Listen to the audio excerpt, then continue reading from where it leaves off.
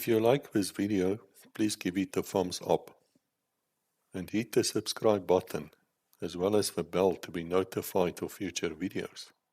Thank you.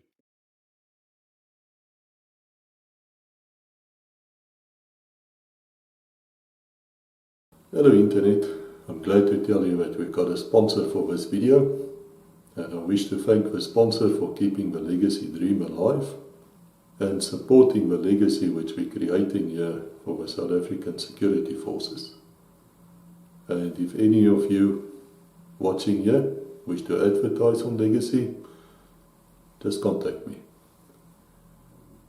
But for now, let us see what our sponsor has to say and let us support our sponsor as well. Thank you.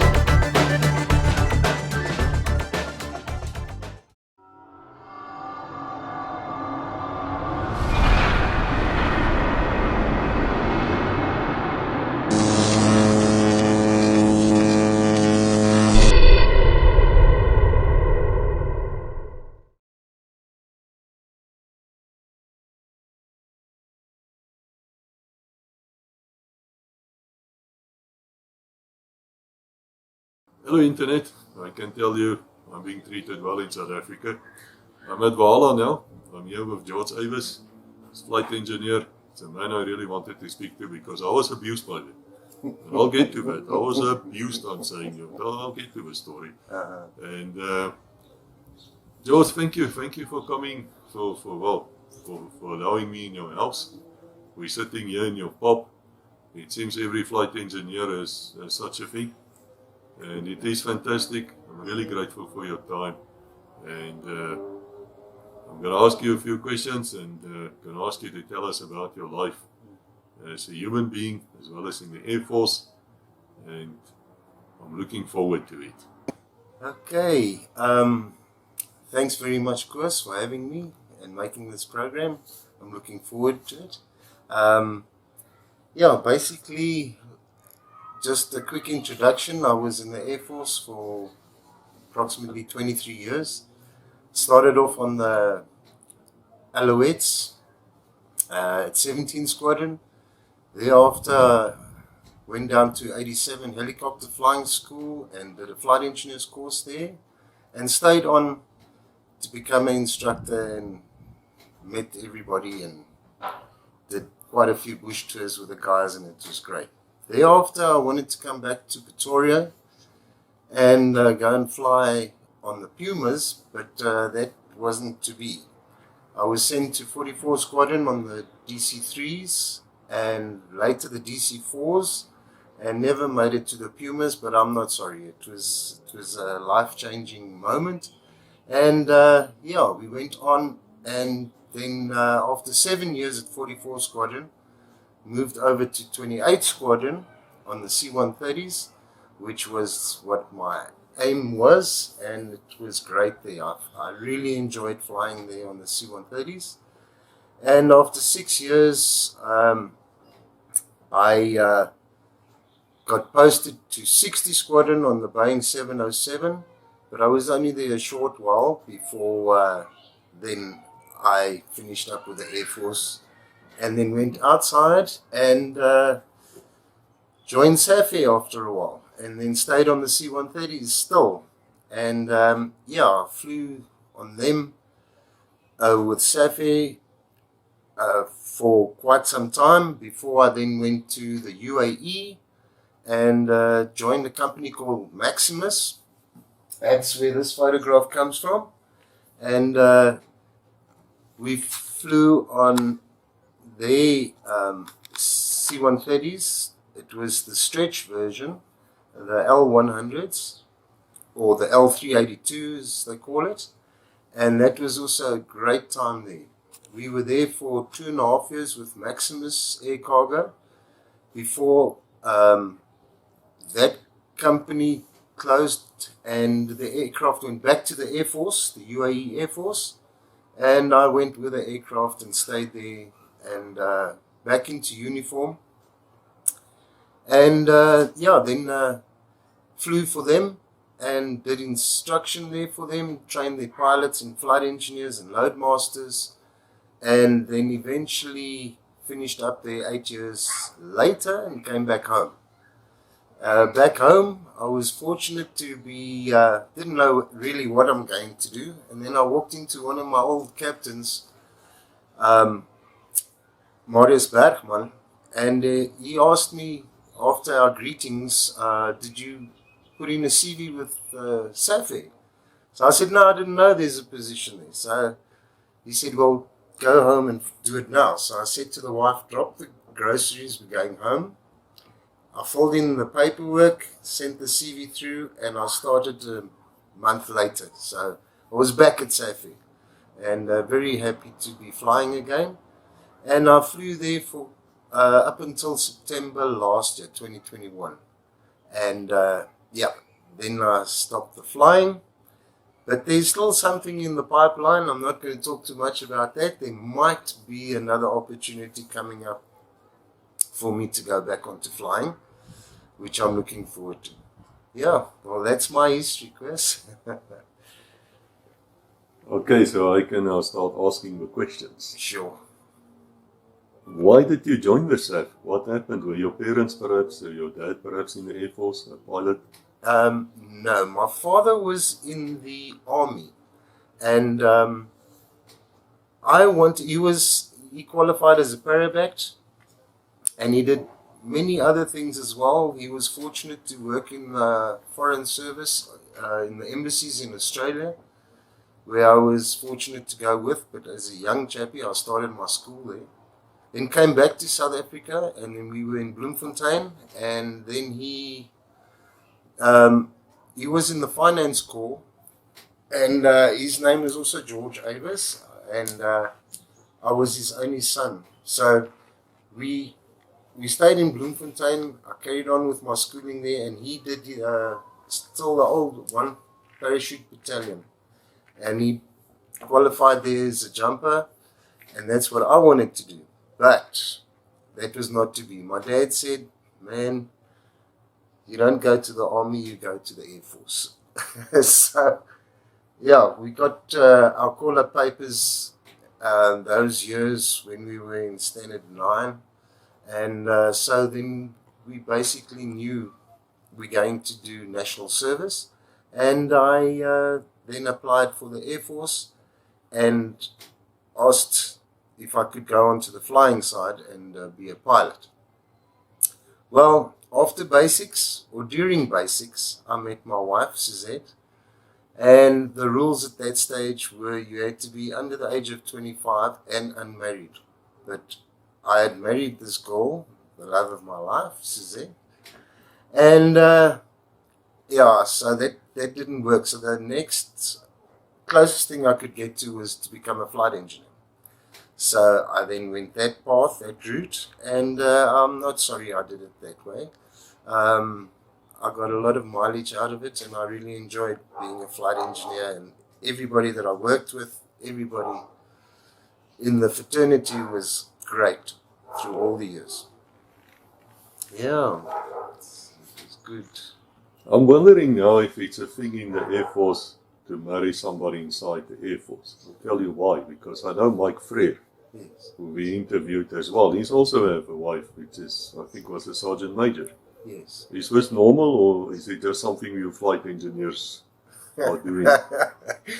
I think it's a lot easier to marry somebody that understands, especially at that time, how the system worked.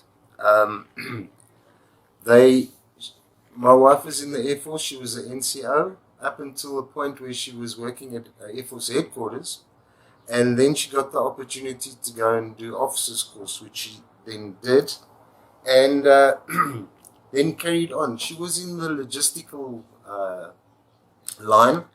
And to give you an example, when we were together down in Bloemfontein at Bloemspruit doing training, there was her office was positioned so that she had a window looking out to the runway.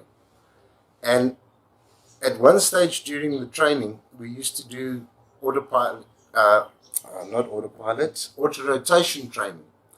And she knew the angle of the helicopter so well that if the nose was too high, she knew she had to start ordering a new tail boom and tail gearbox because it's where the angle was wrong. So she knew everything about the Air Force, and I think that's why we always got along so well. And I think she was a great mother and looked after our children while we were away in the bush and doing what we had to do, which she understood. At one stage, I was on at 44 Squadron, and I was away from home for quite some time on a tour with the DC-3, and approaching SWAT corps those days. Ops came over the radio and they said, the flight engineer, George Avis, the captain said yes. He said, please inform him that he's going back to the bush because they haven't got another guy to fill the post for a DC-4 tour. And we've let his wife know that she can pick up his dirty washing and she's brought clean clothes. And that's how it was. They could understand that. I don't think many women would understand that. So we landed, said hello, said goodbye, changed suitcases, and went back on a DC-4 tour. Yeah. Well, you know, perhaps you should tell us about these DC-4s. And I'll get to the other aircraft as well, because I still have not forgotten what you people did to me in the C-130. Now, the DC-4s, as far as I know, were the intelligence gathering ones. Or am I wrong? The one which I called the spook or something. Yes, yes. And it's his sister or his sister or her sister. I'm not sure how the Air Force refer to the aircraft, because you people don't refer to an airframe like normal people. You call it by its number, which I don't even know where you get the number from. But can you tell us a bit about that? Where do you get the number from? Is it on the tail? And tell me about those DC-4s. Yes, most certainly. The DC-4s, we had 6 of them at one stage, and they were different models. They came from this SAA. Originally, they were flown by SAA before they went over to the Boeings, and yes, they were numbered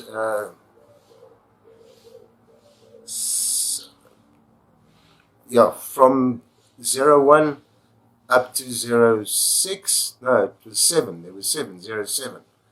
And the number was not painted too largely on the aircraft because they were camouflaged.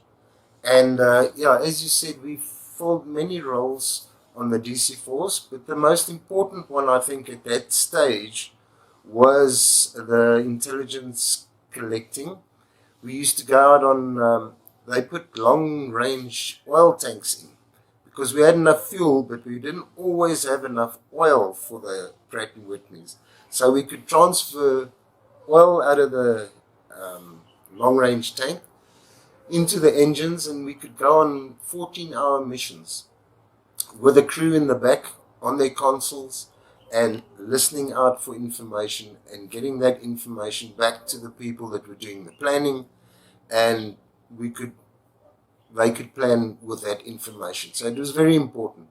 But also it was very dangerous because the DC-4 Skymaster, as we lovingly call her, couldn't fly too high. She was unpressurized.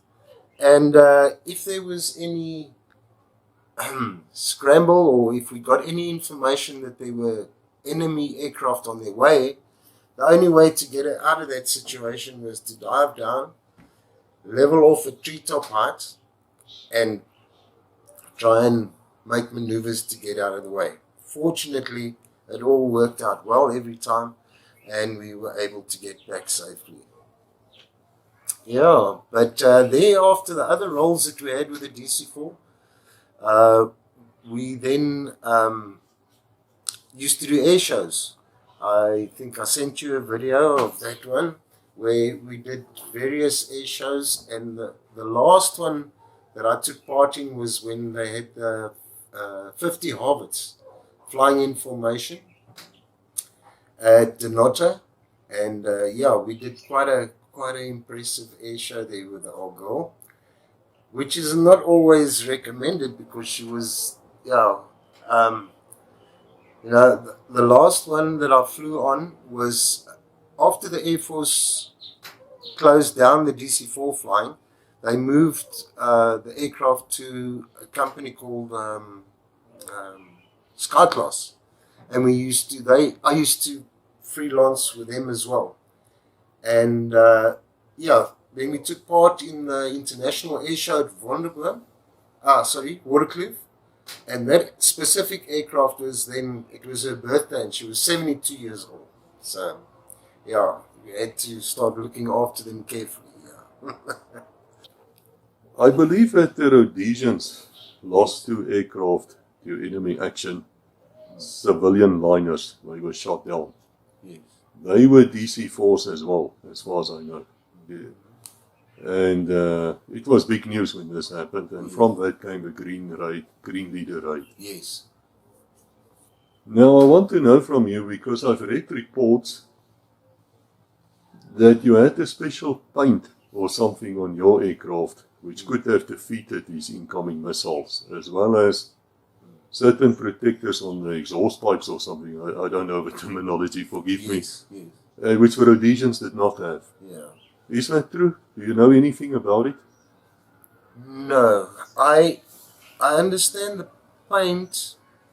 We tried various types of paint to not get a heat signal, or not give off a heat signal.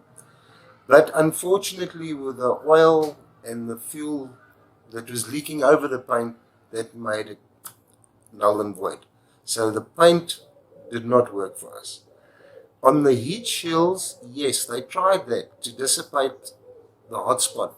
But actually the whole engine, the old radial engine, it wasn't actually a success. So heat-seeking missiles would still pick up the aircraft. We tried to avoid those areas as much as possible, and then as I said, we'd time it so that it would be the least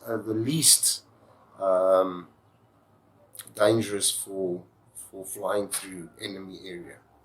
Yeah. So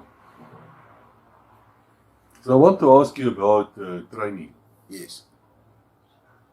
How well equipped were you as aircrew in the Air Force to survive should something go wrong?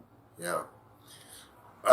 I think we were very well trained because we had to, they had a certain time limit.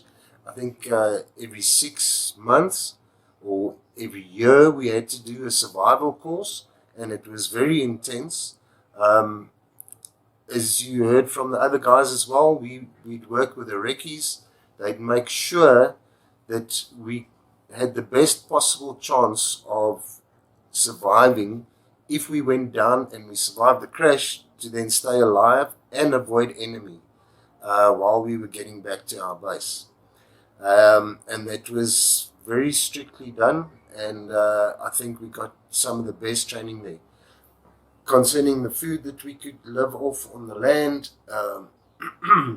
survival in the sea and in the ocean, and it was law, or it was in our orders, that if you refused to go on those courses or had any issue with it, like I had one of my friends was, well, till today he can't swim, but they said it's jump in the water and survive, and he had to do it because that was part of the deal.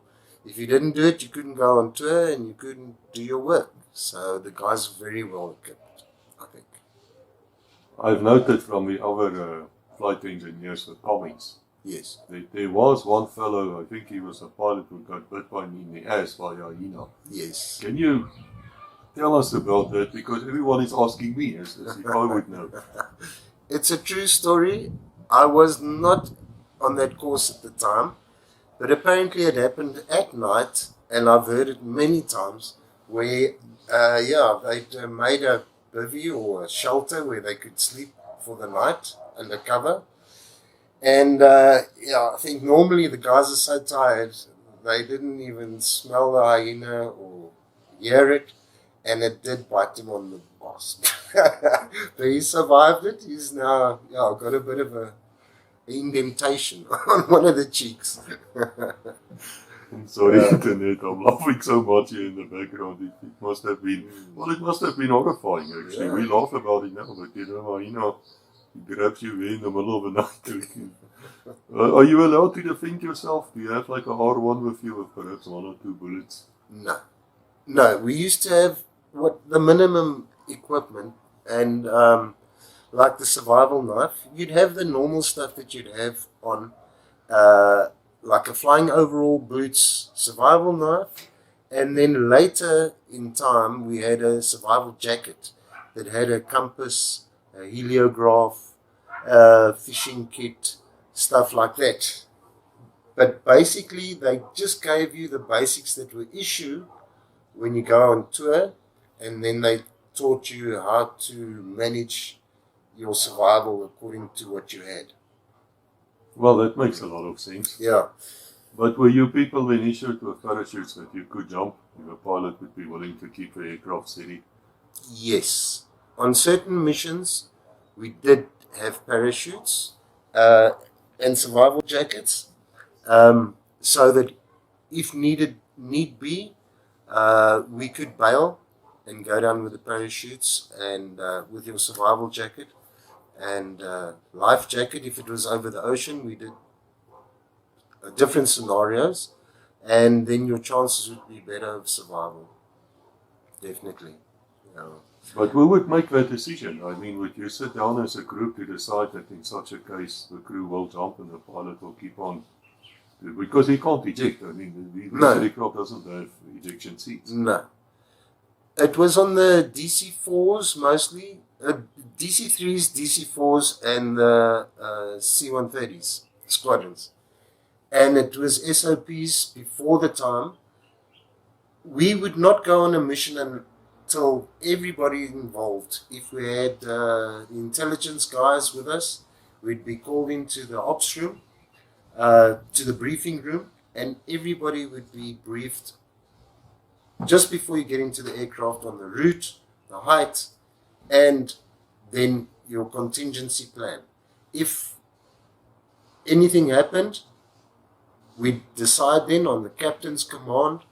He would then give the order to bail, and everybody would go except the crew would remain last, and then the captain would stay in control as long as possible, and we'd get everybody out and then regroup on the ground as well, or in the water, and to make it as safe and as survivable as possible. We'd do that, yeah.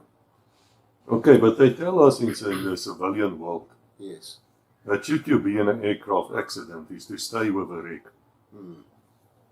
But with the military, that might not be a good idea because there's some people looking for you with dreadful intentions. Correct. So you would go on the run. We'd basically look on. It depends on your survival rate. If you've been hit by a SAM and the wing is going to fall off, your chances of surviving the crash are zero. So then the decision would be made to bail out of the aircraft.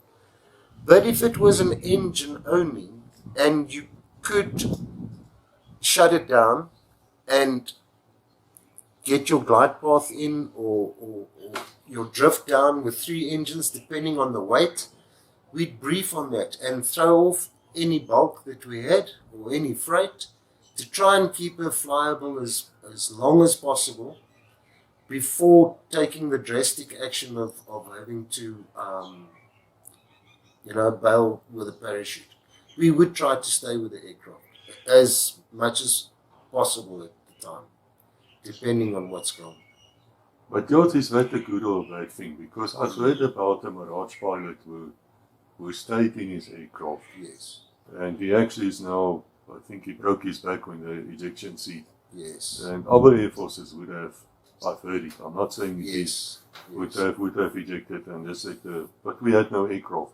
Yeah. We were almost sacred to us. Yes. And I know you people look at the aircraft like, well, I suppose like some people do their dogs or their wives. Well, yeah. Yeah, it's true. In that specific instance, there were other factors that had a role to play there.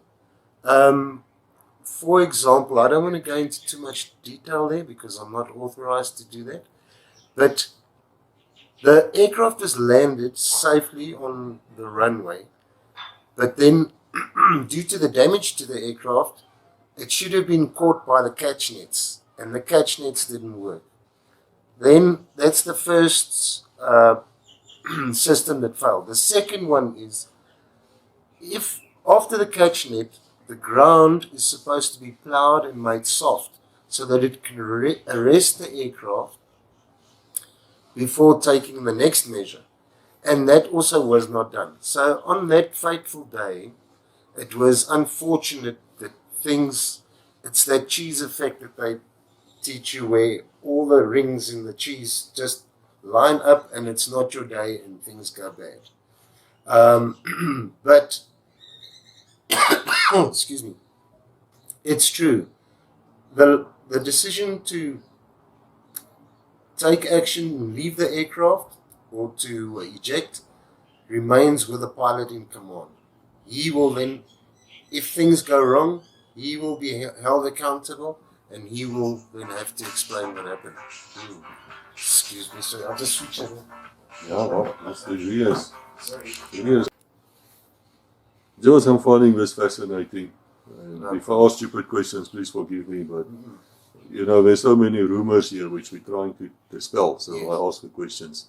Now, should this aircraft of you has the unfortunate instance of having to come down behind enemy lines, for whatever reason, were you on orders to destroy that aircraft or to try and save it first, or what happened? Would you call artillery strike on it, our aircraft? Well, that would be briefed before the time by the intelligence officers and the crew, and they'll tell you in which areas would be unsafe, and there would be enemy that could approach and that could use that information obtained from the aircraft if you survive the crash. And then they would brief you as well. If you'd go down in that specific area, then get rid of the aircraft as soon as much as possible. So, yeah, depending on what you were carrying, normally we'd have some small arms fire. The officers had pistols, and the other guys would have R1s those years. And then we'd also have flares and flare guns, so that if there was a rescue operation coming out, we would be able to signal to them, to our position, so that they can come and rescue us. And those items would be used then, excuse me, to then destroy the aircraft if need be, or otherwise just to alert them to come and pick us up. And then they'd bring a safety contingent, security contingent, to place around the aircraft, depending on the area that you were, and then send out a rescue team to come and rescue the aircraft afterwards. Excuse me. Yeah. Well, while the man is having a sip of his coffee, I will ask a question again. Yes. I lived in Katima Mulilo as a child. I was about 10 years old. And of course, this was great fun for us to see the Army and the Air Force. Later, the Navy arrived, but they weren't that much fun, to be honest. But Mupacha was very close by, which is an airport, so you're like an airbase. And I've noted, whenever an aircraft came in, you would have like gunships going up around it, and you would have a Eland Panzerkarre going out to the positions. Now, what is that about?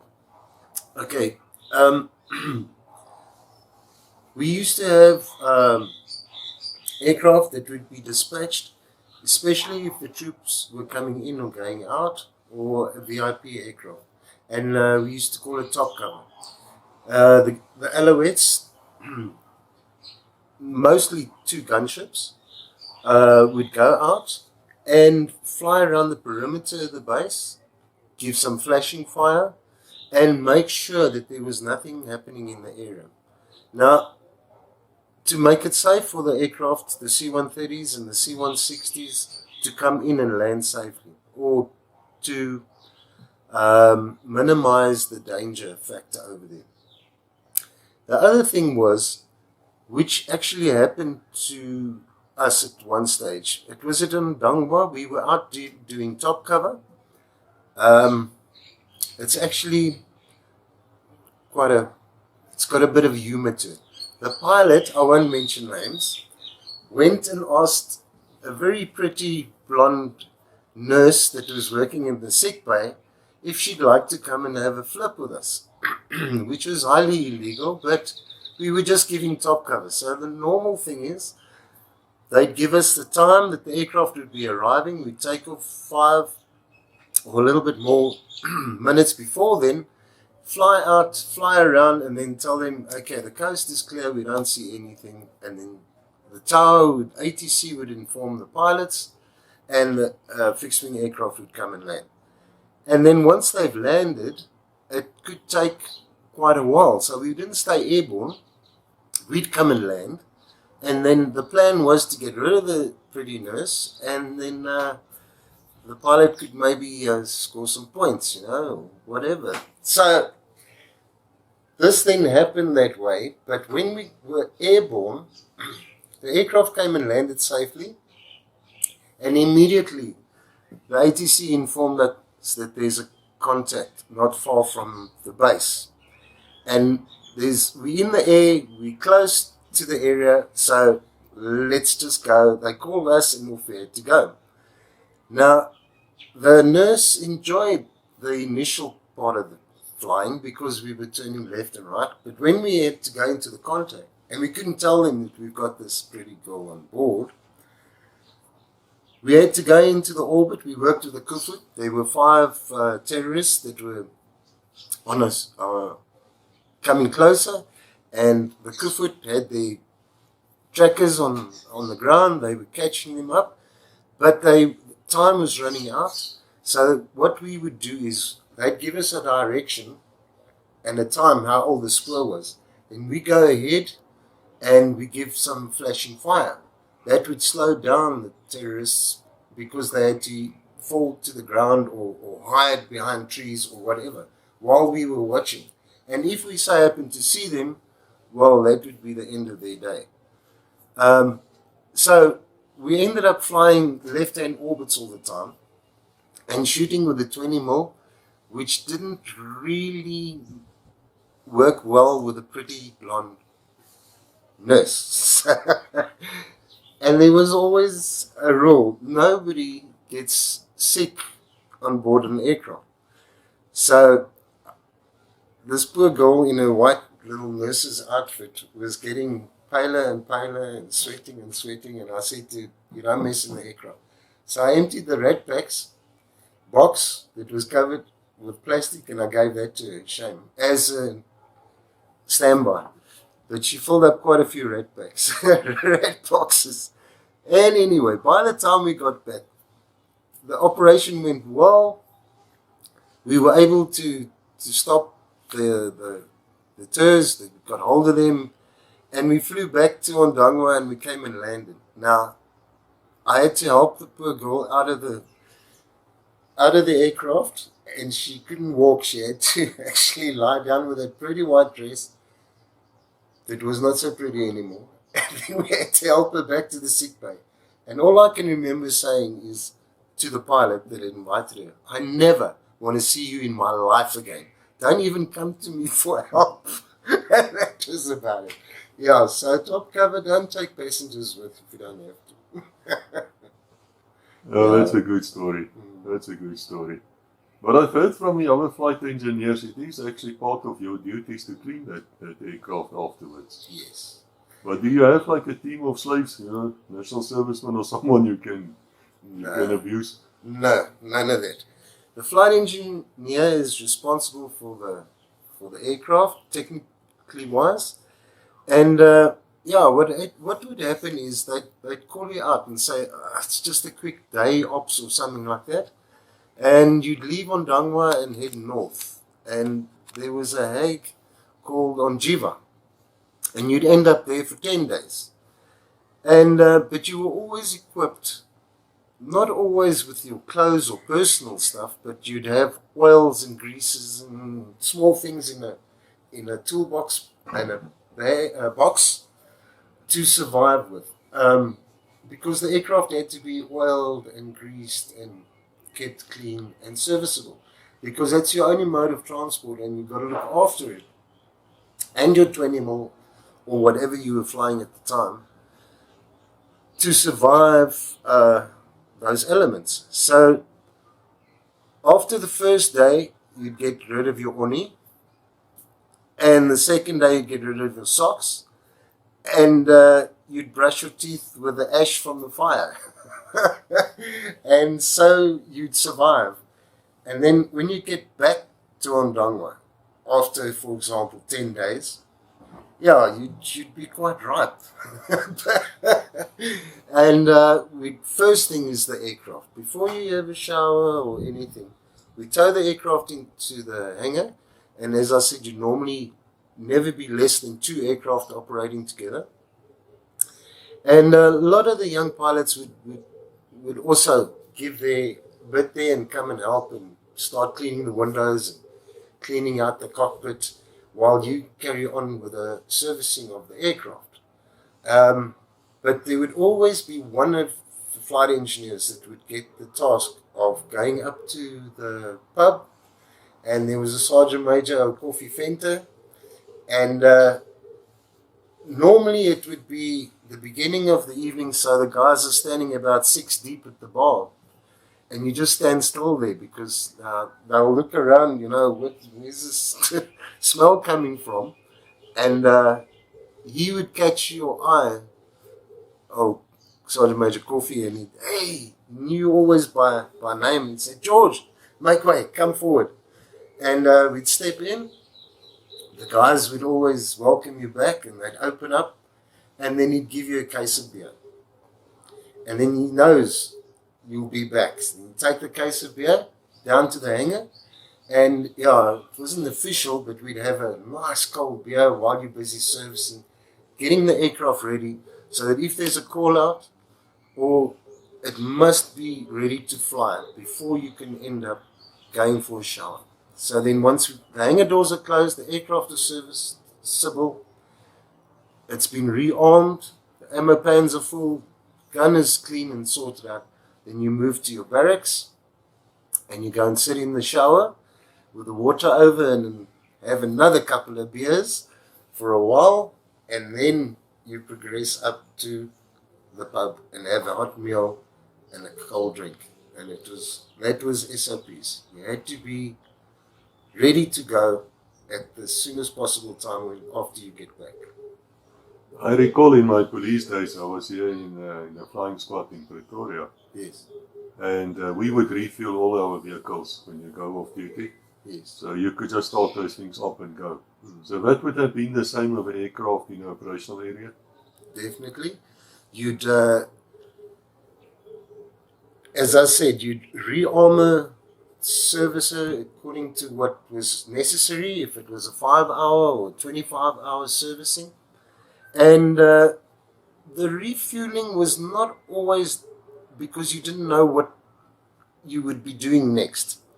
But the cruise was sorted out. If we had to go a long distance or a short distance, we always determined that by the weight. And if it was a short distance, we'd take not full fuel, but more ammo.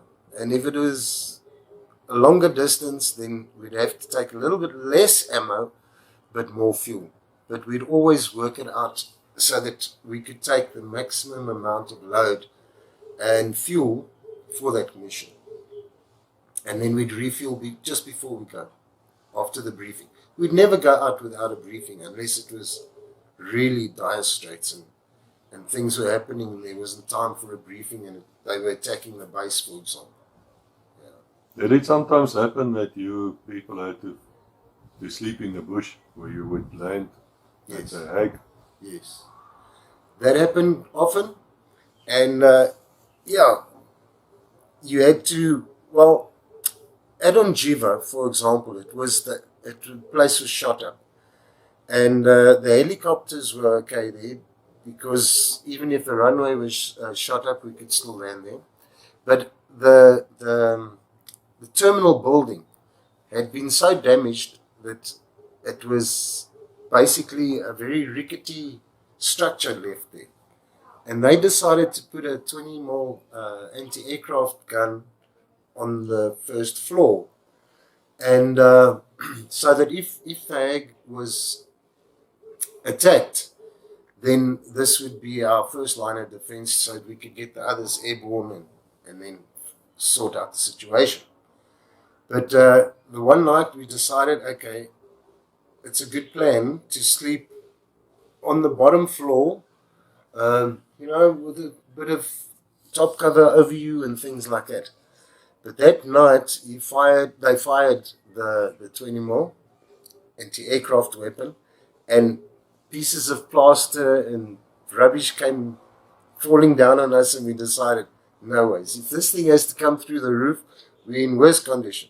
So we immediately moved out to our helicopter, and the pilot and yourself would decide where you're going to be, and we'd put up a bivvy to cover you, and in the sand you'd put your sleeping bag and always your weapon next to you, and that's where you would cabin. And it also meant that you didn't have to run around at night if there was a scramble.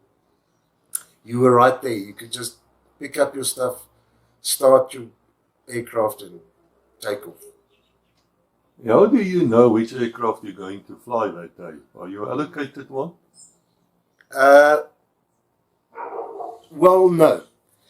What used to happen was we used to get there, and when you take over from the next flight engineer, he briefs you and he shows you everything that he's picked up, any small snags, so that you are fully familiar with the aircraft before you have to go out. For example, if you arrived on say Friday, you must be ready to fly on the Saturday. And sometimes the guy would be flying with the aircraft on the Friday, and when he gets back, you help him to service the aircraft because you're there and you're taking over on the next day.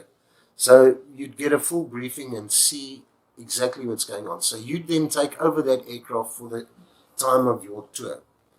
And what was interesting is I had a very good friend, Manikis Volker. He'd take, I must get the numbers right now, but hey, you'll forgive me. Anyway, there was a 115 and a 110. And we always tried to get those two aircraft when we do a tour. And then we'd have our little internal competition to see which one was kept the best condition. So we'd be flying around in this terrible sand and stuff like that, but we'd spend time when we were on the ground. We had little paintbrushes, clean the instruments, and yeah, it impressed the pilots, I must tell you. It was like a competition in concours d'elegance, which aircraft was the best. But I think he won most of the time, though. But I was close. So I can say there's no such thing as a lazy flight engineer. No. I think the guys were very aware that if you hand over an aircraft, or even when you're operating with an aircraft, the pilots, they used to fly with different crew members all the time. And they quickly realized that there was a flight engineer that was perhaps not pulling his weight fully. And they wouldn't dare speak to him, but the message would come through to the chief flight engineer, and there would be some changes. But otherwise, the guys were a very tight-knit group, and it was frowned upon if you weren't doing your job and the aircraft wasn't in top condition. Okay, now I have a question, and it's a bit of a dirty question. Yeah. Now in the police, when we did our counterinsurgency training, they issued us with overalls. Yeah. Very nice camouflage overalls. Any size fits all. Yeah. And of course it doesn't matter. I mean, what should fit you well is your boots. Yeah. Otherwise you will suffer. Yes. And your webbing, things like that. Mm. But I can tell you, when you're wearing this webbing and you get like a number 2, which comes in a great rush, I can tell you. And you can't just go. I mean, you need to get the platoon commander to signal a halt, and then it's the entire story to go to the toilet in the bush. Mm. These overalls of yours, they didn't cause the same problems with you, where you really have to go and now you still have to get out of it first. Yes, you still have to get out of it first. It's true with any overall. And things were not always that good. The food that we got, it was good quality food, but sometimes it would not go well with you, and you'd get a malfunction. So what was actually, everybody ate the same food. So 99% of the time, you and the pilot had the same problem. And you'd brief each other. listen, I've got these rumblings. So if I tell you, I got to go down now, dump the power and land. And whoever is still in the control of the situation at that time, I could do the shutdown for him. He'd jump out while the rotors were turning and he'd head for the bushes. If it was that bad. Otherwise, he'd sit there and do the shutdown or keep the rotors running while I'm in the bush trying to sort my business out before we get back. But yeah, it was terrible times, but 90% of the time you'd make it with that arrangement. Yeah. I know that by speaking to several of your colleagues, flight engineers, Yeah. you people actually did a lot of flying of these alouettes. Yes. And I think it's a good thing. I believe it's an actual great thing. But was that the same on the bigger aircraft where you have two pilots with fixed wings? No. There it was definitely different because of the contingency. You wouldn't fly as a flight engineer very often. Actually, very seldom you'd get the opportunity to do something like that. But I had the opportunity of working with a test pilot's course that was run at Denell at the time, and I looked after a Caravan and a DC-3, the fixed-wing aircraft, and basically just made sure that there was fuel and oil and everything was fine for the test pilots to do their course. But once the course is finished, the American test pilot instructor came to me and we sort of built up a relationship or friendship. And he asked me, he was familiar with some of the areas where they did their training, but he had to take the aircraft back to SWAT Corps, yeah. So he said, would I mind flying with him? So I said, no, not at all. So I got the aircraft prepared, and he arrived at the aircraft, and I looked around, and there was no co-pilot. So I said, and now? He said, no, it's just the two of us. Well, we jumped in the aircraft. He was in the captain's side, I was in the co-pilot side, and off we went. And yeah, he was busy reading the maps and getting familiar with where the GF areas were, and he let me fly the aircraft until we arrived at SWAT Corps. And yeah, then I thought, well, it's time to put on the wheels. And I sort of mentioned to him. So he said, put on the wheels, put on the flaps. And then, man, it must have been 50 foot above the ground. He says, okay, I'll take it now. So that was a great opportunity. And then, yeah, on the C-130s, I got quite a few opportunities. But it was all unofficial. That when we were flying along at 25,000 feet or whatever, then we'd swap seats and just to do something, you know, for the boredom and things like that. And then we'd disengage the autopilot and see how we could fly it, how accurate we could fly it. But that was just in the straight and level. And then when we did, with a fixed-wing aircraft, we were able to go to simulator training. And there we got quite a few opportunities to land and take off, which was great. But yeah, talking about the flying on the helicopter side, yeah, that was mostly because it's only the two of you. If the one gets injured or shot, then you'd basically be buggered. So we train and to bring the aircraft down and land it. Even if you couldn't get him out of the seat, flying over his lap and landing with power on. And yeah, that was very interesting. Survival. Did that ever happen? Not to me, not to anybody that I know of, but we practiced it in the case that it would happen. Yeah, I do know of a couple of flight engineers that got hit. The one was fortunate; it came into the helmet, ran around his head, and out the other side.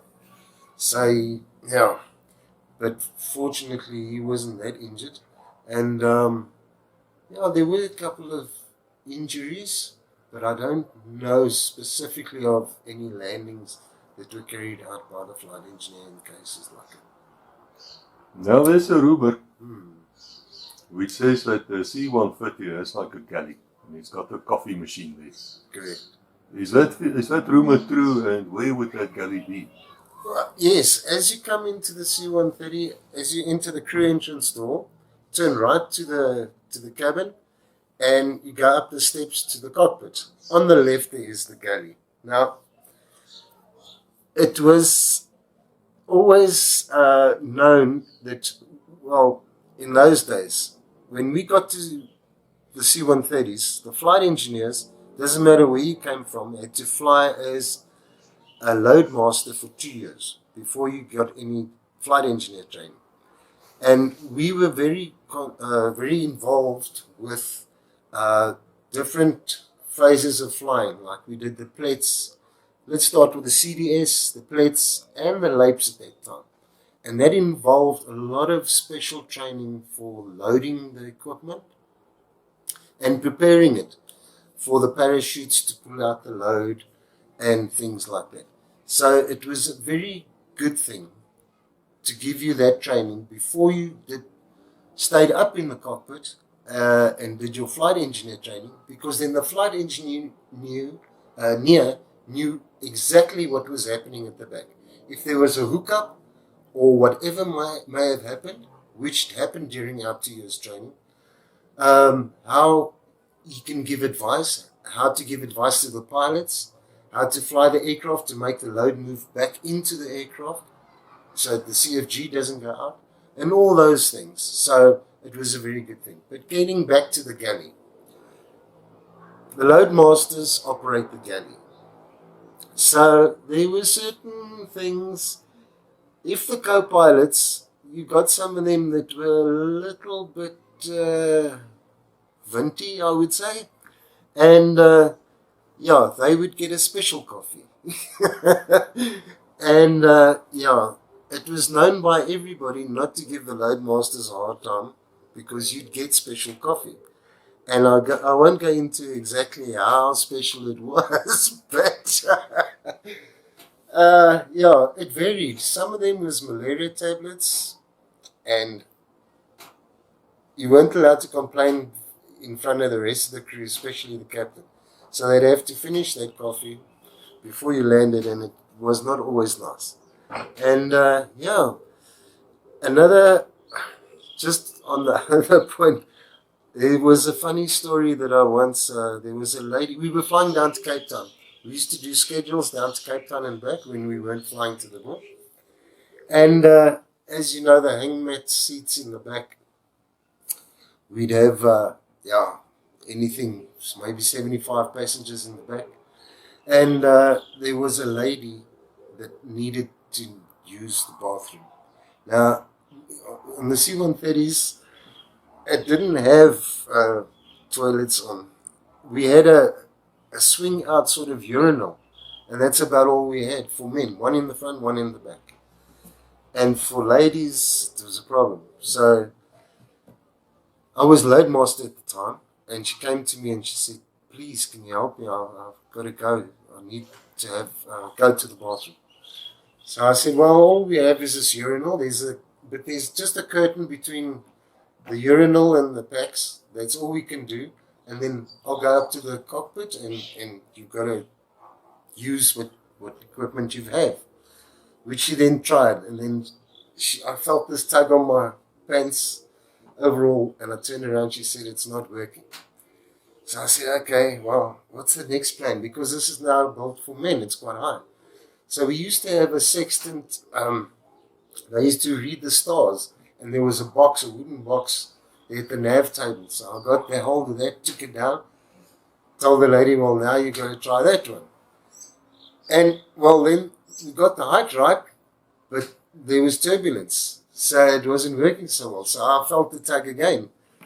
So I said, "Now you've got to really help me." So I had to end up going down there and stabilizing from behind with my eyes closed. Wow.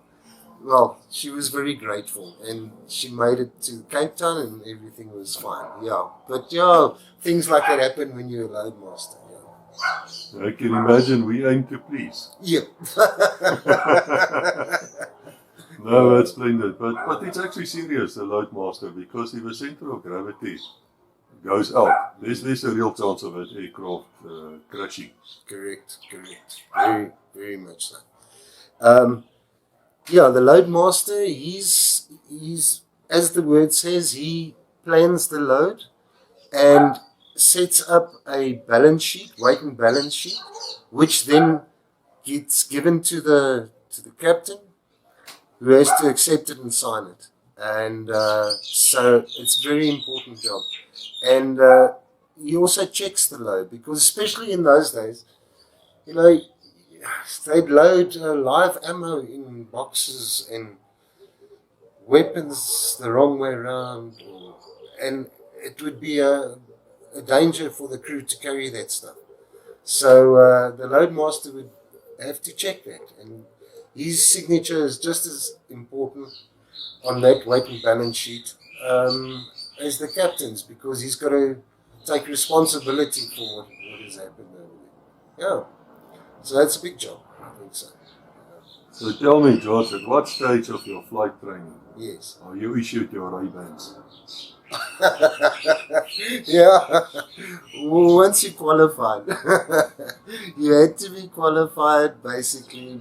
Nah, not really. I remember quite well when we were busy with flight engineers training, we got our helmets, new gloves, and Ray-Bans. And we were the coolest guys in town. And I remember very well, I had a little Honda sports car that's roof could come off, just a two-seater. And we'd go cruising around in this thing with our helmets, Ray-Bans and gloves, just to be windgad and say, oh, but we're not pilots. Yeah. No, that's fascinating. But let me get to the story what you people did to me. We were waiting to be loaded. Yeah. And then, of course, I don't know how it happened, but a whole bunch of us, it must have been 3 platoons at least, got onto the Hercules. And there we sat. We're going home. We're not like happy. And then for some reason, the aircrew told us to get off again. They wanted to do something. I don't know why, so nobody wanted to get off. And so I heard 2 of them talking. And I heard this captain, he was actually a major. He says, hierdie vliegtuig se rug gaan knak as julle nie hier afklim. And the next moment he did. The entire thing went down. It's like it knelt. I don't know how else to put it. Yes. Well, you struggled to get us aboard again. I think some of us are still running. Yeah. What happened there? Okay. That would most probably be on the C-160s. It had the opportunity, it had the facility where it could kneel. Now, with the hydraulic systems on the C-160, it had 5 systems, as far as I know. I never flew on them. But they were able to then, where the ramp is, the floor of the cargo and the ramp makes an angle. And then if you have very big weights with a long wheelbase, they couldn't get over that angle over there. So then they could make the main wheels kneel, and that angle would get a lot less. So you could drive in easier. And also they had a higher roof weight. So like for the Pumas, they could load them with a head and still in place. Whereas on a C-130, they had to strip the head off. So yeah, they could kneel, but if to scare the passengers to move a bit faster, they could do that. I can tell you another story where the loadmaster complained. We looked after the aircraft very well, and we'd have to do different configuration changes during the day. So you'd be carrying troops, and you'd have full seats, and then in the next trip you'll be carrying pallets. So you'd have to quickly fold up the seats and put them away, stow them properly, don't let them get damaged, and then get the roller system ready to load the next one, and on the next leg again you'd be passengers, so you had to put up the seats again and things like that. So yeah, the equipment is very important to us. And at one stage there was an army colonel. He was sitting close to the hydraulic pack there in the middle at the wing box, and there's a window a little bit higher up. So he took it upon himself, while they were in flight, to stand on the seat with his army boots and look out the window. And the corporal loadmaster crew member went to him and said, excuse me, sir, you're not allowed to stand on the seats. Get off and sit down. And he thought, nah, he's not going to listen to this corporal. And yeah, so the corporal was quite a sturdy, big young man, and he got on the radio and he said to the captain, who happened to be only a captain in rank at the time, Captain, I've got a problem with one of the passengers. He's standing on my seats and I don't like it, and I'm going to make him get off. So the captain says, you go ahead, you in charge in the back, and I'll cover you. So the corporal went and took a 5,000 pound strap, folded it, went there, and whacked the colonel with a strap, and he said, I told you to get off my seats and sit down. Well, the colonel thought quite a bit about it, and he thought, no, better I sit down. When he landed, when the aircraft landed, the colonel then had a word with the captain. And the captain said, no, I back him, but tell me what actually happened. Why were you standing on the seat? He said, to look out of the window. He says, but then my loadmaster told you to get off, and you wouldn't listen. So he says, yes, but he's only a corporal. He says, that doesn't matter. If he tells you he's the loadmaster, he's in charge of the cabin, and you will listen to what he says to do at that time, because it could be an emergency situation. So he says, but what made you listen to him? He says, he hit me with a strap. He thought, well, that's taking it a bit far, but it worked. So yeah, he did cover him and nothing came of it, so it was good. Yeah. Can you tell me, that brings me to the point I actually wanted to make. I was flying with VC-130, it actually was a C-130, not a C-160. Yes. And every now and then this flight engineer sergeant, staff sergeant would come, and he would not wear his dark glasses inside the hold, I have to say that, but he had a torch. Yes. A flashlight. Yes. And he would shine with his flashlight here onto the ceiling. Well, I'm sure you can see cables and all sorts of things there. Yeah. And then he would look at us, he would make a sign of a cross, which is very strange because we're not Catholics to begin with. And then he would shake his head, and then he would have his earphones on, and he'd plug them in somewhere, and he would speak, and he would look very concerned. And then he would say something like, I think you guys have to start praying because the cables are frayed or something. And we started praying, I can tell you, all of us started praying at Tunisian. I'm sure you would. Yeah. And then he did the worst thing possible. He said to me, there's only parachutes for us, we will leave you here. And I thought to myself, man, I'm going to shoot you first. You put that parachute on. So were you playing such jokes on the poor troopies? Yes, it did happen. It was one of the things just to break the boredom and to see what reaction you're going to get. And yeah, they would play with the passengers that way. But only up to a point. If the guys really get nervous, then you'd say, nah, it's a joke, man, take it easy. It's okay, we're going to make it. But the truth was, we only had parachutes for the crew. They were up in the cockpit, and they were kept there for the tour and for the mission and things like that. But unfortunately, blacks are on their own. Did it ever occur to you that we actually had ammunition for those rifles? Yes. Yeah, we could have grabbed your parachute. But the SOPs normally would be that you remove the ammo from the weapon and it would be kept separate. And yeah, we try and make sure that you can't get to both of them at the same time. I remember that day they forgot we had sidearms. Ah, They took our R1 R1s, rifle, but I not but the they forgot the sidearms. sidearms. Ah, But my late wife, of course, was a naval aviator.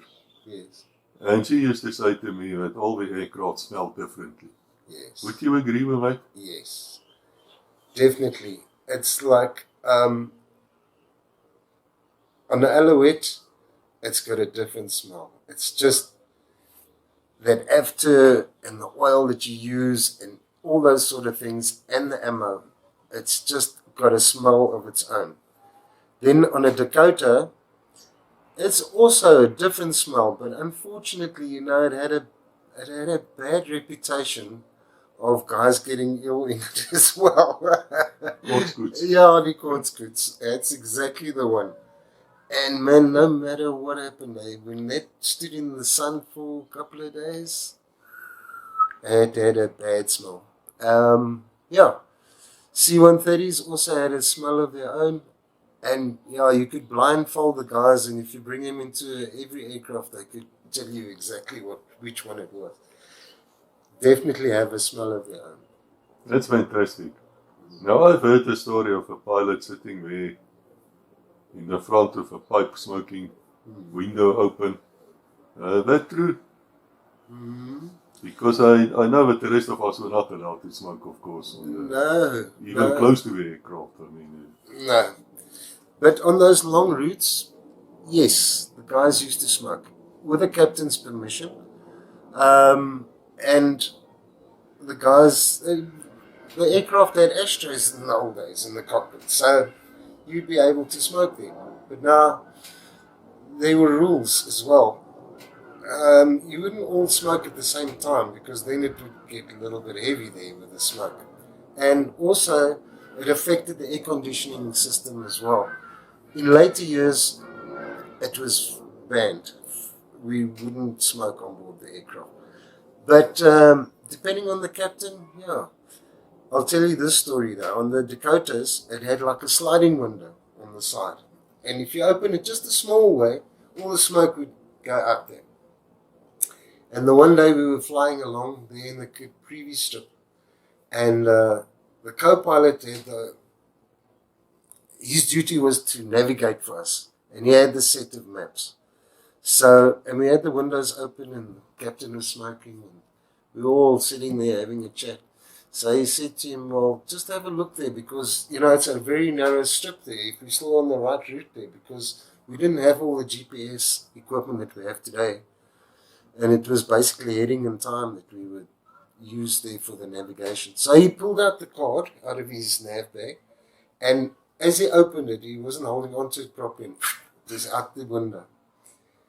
And it was gone. So, yeah, we had quite a way to go still, eh? So we all looked around, and the captain, he hadn't checked his flight bag for a while, and he didn't have a map. We had no map. But we'd flown that route quite often before. So we just trusted our heading and our time, and we made it back to Ondangwa eventually on time. But yeah, you got to be careful with those windows being open. It can be dangerous. You can lose your stuff. On the C-130s, there's also the load masters at the back. They were also the drop masters. So if you now open the rampant door and the pallets go out, or the plates, then he would patter the captain, the crew, what's going on. All the parachutes have opened. The cargo is going down safely. Yes, it's landed. Or one of the parachutes has failed. It's going down too fast. And so he would inform the captain the whole time of what's going on, or the crew. And then when the drop is complete, then he says, okay, the captain, on the captain's order, he closes the rampant door and you can continue back. But at the rampant door, there's quite a bit of airflow coming past there. A lot of the load masters want to stick their head out to have a look now what's going on with, especially if you were informer, and then the next thing grips the headset and offers the headset, then there's big trouble because you're not supposed to do that. Yeah, it happens. where do you switch the lights on in the cargo hold? Because I remember them as being faint red. Yes, you get the white and the red. And there was a control panel at the loadmaster. The loadmaster would normally control that, and it was switches that you had to switch before the time. We check it before the time that it works, and then especially if it was operational trip, then you use the red. It was under along the floor, and at certain places it was that faint red. Yeah. Is there any difference between a SAAF Air C-150 and a SAAF one, besides the color? The SAAF and SAAF Air. Yes. Yes, there's a big difference. The SAAF Air ones were commercial aircraft, and they were registered as the L382. They were longer than the SAAF's one. The SAAF's one was a B model originally. It's a very short model. Whereas the commercial one, the L382, had two plugs in, 80-inch and 100-inch. 80-inch in front and 100-inch at the back. So, but the engines, the SAAF did a lot of modifications to theirs, and the engines were pretty much the same. In respect of a -15D engine, and they gave the same basic horsepower and things like that. The problem was, though, that commercial aircraft, if they go to a commercial airfield like Jan Smuts or somewhere like that, they're not allowed to spill fuel or oil or anything on the tarmac because you get a fine. So they had catchment systems fitted to the commercial ones, which the SAAF ones didn't have. And but the SAAF ones were little rockets. They with a short body and the strong motors, they were just fast. And then also another thing is also the windows. As you can see on this little model here, this is the L382, the longer one, and it only has the cockpit windows at the top. The military version had more windows at the bottom here, so that you could have more visibility for operational flying and tactical flying. Yeah, but that's basically it. Yeah. I must say to you that probably one of the most wonderful sounds in the world, I suppose besides your children and your wife, is those Allison's engines starting off. Yeah, it is a beautiful sound. And yeah, you can hear them coming along from far away. And the guys always knew that sound as well because, I don't know if they hated it so much, but they weren't too fond of it taking him to the bush. But when you heard it and it's bringing you home after your tour, that was the best sound. Yeah. So where does the word Flossie come from? Why did we start calling the C-150s Flossie? I think we're the only Air Force in the world who has that name. Yeah, I looked it up once as well, and it's a Latin word, Flossie, the original official one, and it means a bump or bulge in Latin. But the other story is, it's quite interesting. There used to be a flight engineer at 28 Squadron, and his wife used to call it Flossie. And he was a very, very conscientious and very competent flight engineer, and he used to be there long before the rest of the crew, and he loved the aircraft, and because he had that love of the aircraft, he named it Flossie as well. And long after that, the guys would call it Flossie because of his affection for the aircraft and the way that it would treat them all, and the affectionate name would be Flossie. Yeah. Now, George, you were with in the other episode with the other flight engineers, Steve Coetzee and the rest. Yeah. And you told the story about the Zebra Mountains flight. There might be people here who sadly did not see that episode, and please, if you didn't, go and look at it, because I died laughing. And my wife died laughing. She found the Zebra Mountain thing the greatest story ever. So if you have in a few minutes can tell us what happened at Zebra Mountains. Where is it? Okay, it's out to the west.